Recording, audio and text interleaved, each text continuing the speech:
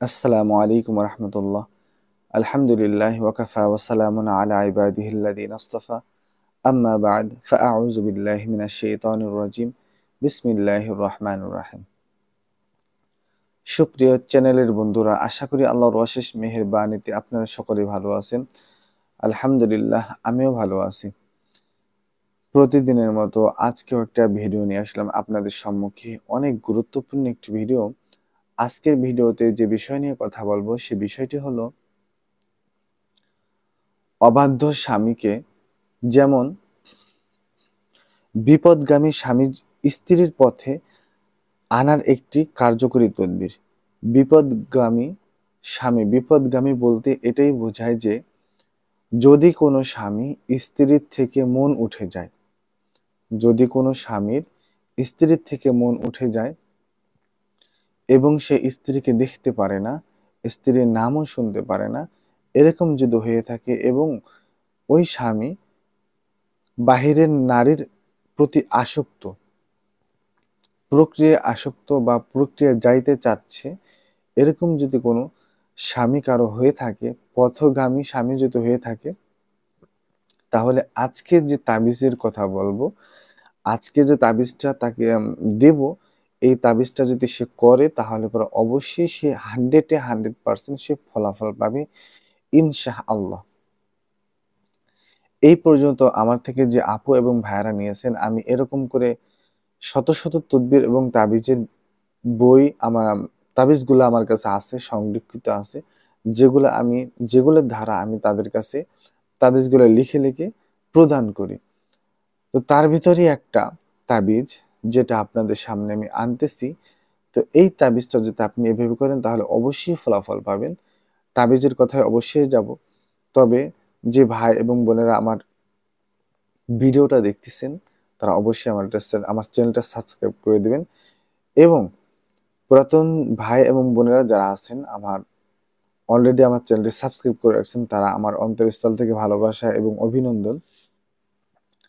তো মূল কথায় আমরা চলে যাই। তো এটা কিভাবে করবেন, কিভাবে করলে আপনি ফলাফলটা পাবেন।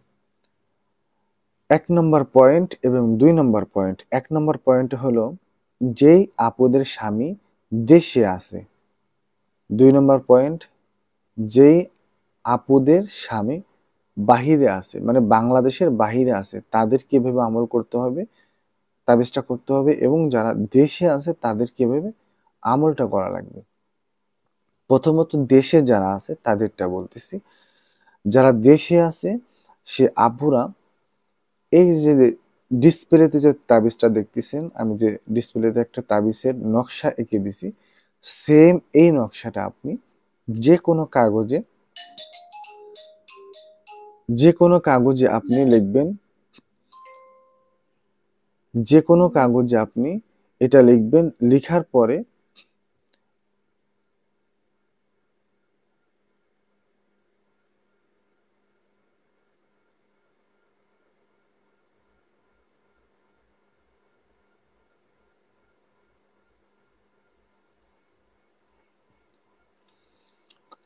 যে কোনো কাগজে এই নকশাটি আপনি লিখবেন।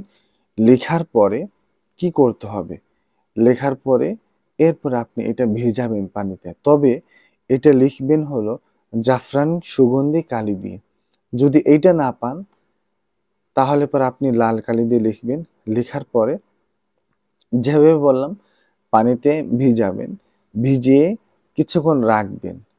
রাখার পরে যে কালিটা আছে, কাগজে লাগা যে কালিটা আছে, এই কালিটা যাতে গলে বা কিছু যাতে পানির সাথে মিশ্রিত হয়ে যায়, হওয়ার পর ওই পানিটা আপনি আপনার স্বামীকে খাওয়াবেন।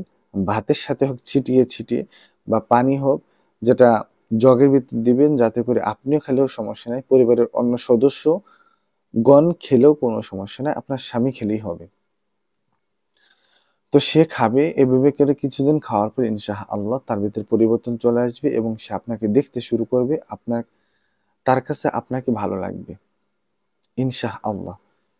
2 নম্বরে, যে আপুদের স্বামী বাহিরে আছে, বিদেশে আছে, তাদের কি করণীয়?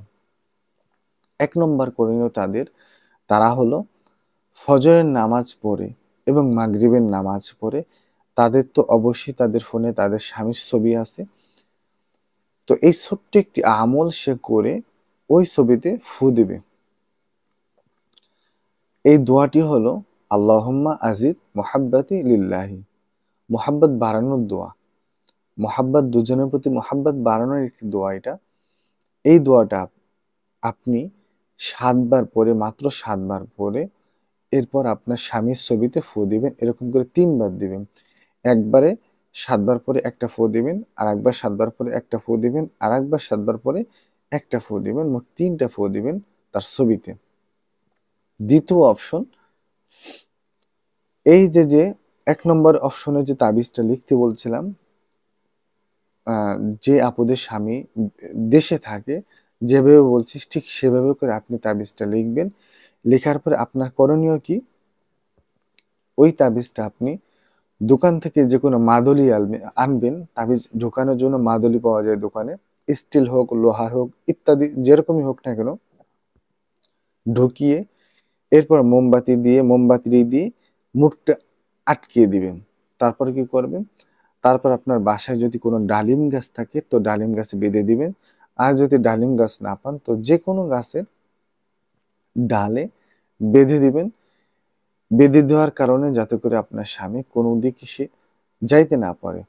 আর এই তাবিজ লেখার সময় মনে রাখতে হবে যে তাবিজের নিচে আপনার নাম, আপনার বাবার নাম এবং আপনার স্বামীর নাম এবং আপনার শ্বশুরের নাম লিখে উল্লেখ করে এরপর আপনার এটা কাজ করতে হবে।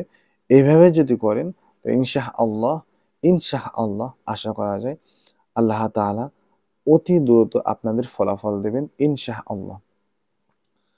তো প্রিয় ভাই এবং বোনেরা যারা আছেন, যদি আপনাদের প্রয়োজনীয় কোনো ভিডিও বা প্রয়োজনীয় কোনো তদবির এবং তাবিজ যদি লাগে আপনাদের, তাহলে কমেন্টে জানাবেন। তো ওই অনুযায়ী আপনাদের সামনে আমি ভিডিও আনবো, ওই অনুযায়ী তাবিজ আনবো, যাতে করে আপনারা ওইভাবে করে কাজ করতে পারেন ইনশাআল্লাহ।